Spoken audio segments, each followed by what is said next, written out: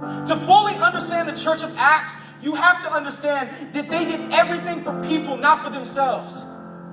It was all about reaching people. It was all about the lost being found and the found being built. That's all that mattered. But it was much more than, hey, you get saved. Since spring 2013, Tuesday nights at the Family Community Church located on Percy Road in South San Jose have been filled with the spiritual words of the gospel preached by 21-year-old Chase Wiggins. In this moment, in our worship, we have an opportunity and an honor to submit ourselves to God. And that's not something that we should take lightly, and that's not something that we should take for granted. I preached about it last week. And David, in the book of Psalms, he said, I will bless the Lord at all times. Wiggins is not your typical pastor who wears a robe or a suit and tie, but he instead chooses to wear skinny jeans, flip-flops, and polo shirts. The young adult service is not held in a typical church setting, decorated in the usual colorful stained glass windows, statues, or pews, but in a small auditorium, where chairs are pushed together in rows, filled with young faces ready to sing worship and hear the sermon for the night. Pastor Wiggins, however, had dreamt of becoming a successful football player, but this former San Jose State University running back decided not to pursue sports, but another calling. I started playing football at 7 years old. That was my passion. My dream was to be a University of Southern California Trojan. My initial dream was that. Going into high school, I was pretty heavily recruited. Wiggins was a football player at Eleanor Roosevelt High School in Corona, California, where various colleges wanted to recruit him.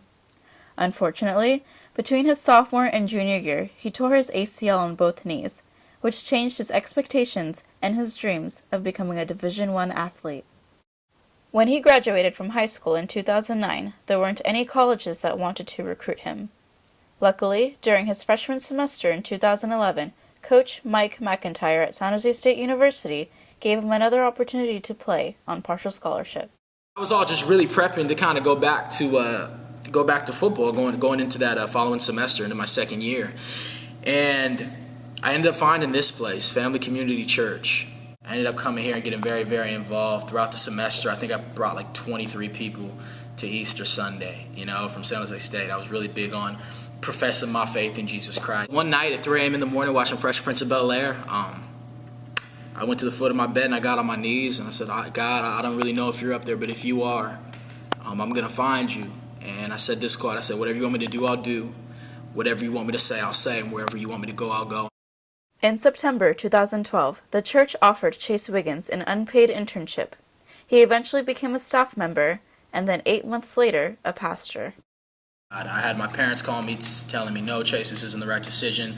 I had my grandfather calling me saying, your Mima who passed away would have loved to see you play football. I just had all these people who were contacting me saying that they felt, people who were close to me and I really loved that this was the wrong decision, me leaving San Jose State. But just somewhere deep in my core, I just knew it was God. I went to my Coach McIntyre, and I sat him down. I said, Coach McIntyre, I won't be coming back next semester.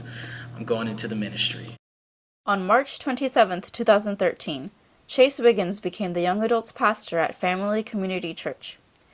In order to stay close to his athletic passion, each week he has Bible study with San Jose State University basketball and football players.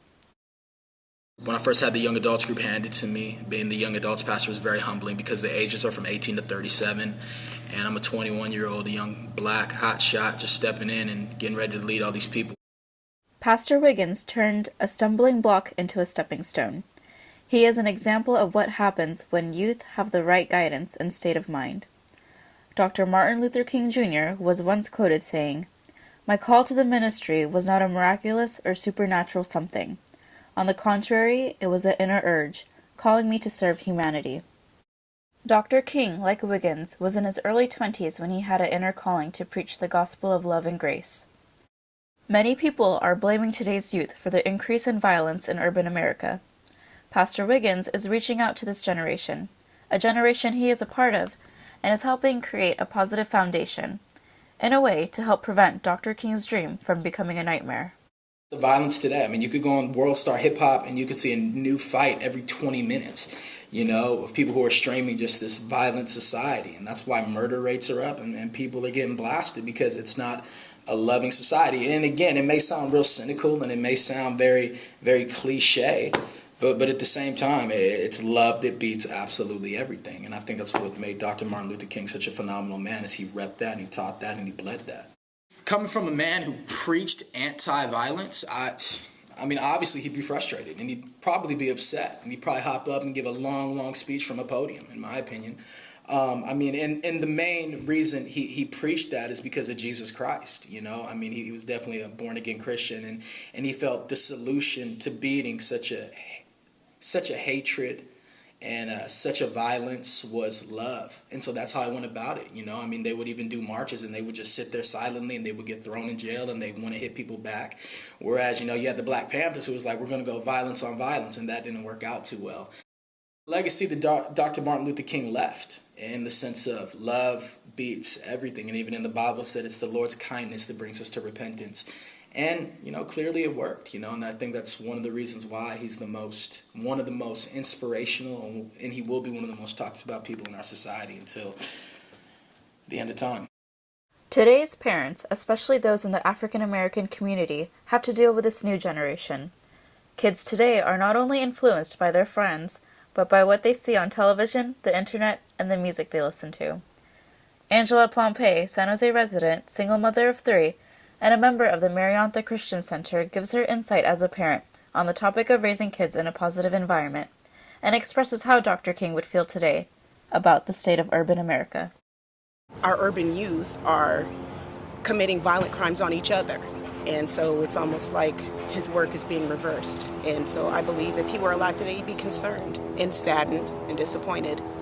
Set a solid foundation for them, you know, impart strong beliefs, be proactive in their lives every day, talk to them, interact with them, find out what's going on in school and different things, and, you know, just talk to your children, be involved, because all of that is going to be a product of how they turn out and how they will interact with society. Pastor Wiggins agrees that values should be handed down from generation to generation, and it is not completely the youth's fault. We could get upset and we could say, oh, those bad youth, you know, they're not good people. Or we could reach out and try to help them out, including myself. I mean, my father, who's my mentor, is a phenomenal man. And he's reached me where I was at, and it wasn't because he tried to be something that he was not. He was extremely authentic in the way that he did it.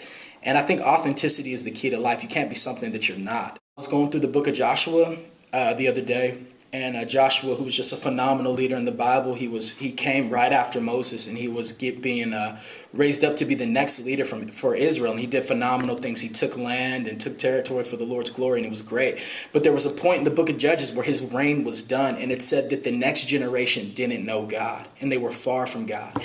And so in all honesty, to the older generation and to the elders, you should slightly blame yourselves. And I don't mean that in a disrespectful way, but there is this sense of you need to pass the baton to the next generation of leaders, and you need to pass the baton to the next generation of people that are coming up.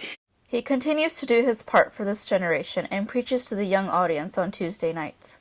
Can the youth, preaching to the youth, serve as a solution for the current state of urban America? Christianity, and more so Martin Luther King, his theology and his doctrine was, it's not about you, it's about people. You know, pray for those that hurt you, love those that hurt you, respond out of love, you know, and that's what's changed the world today is that kind of love. And that's the only thing that's going to change the world, because you don't know what to do with that kind of love. All you can do is free to receive it. This piece has been presented by Destiny Palacios and Jerica Lohman in affiliation with the School of Journalism and Mass Communication at San Jose State University.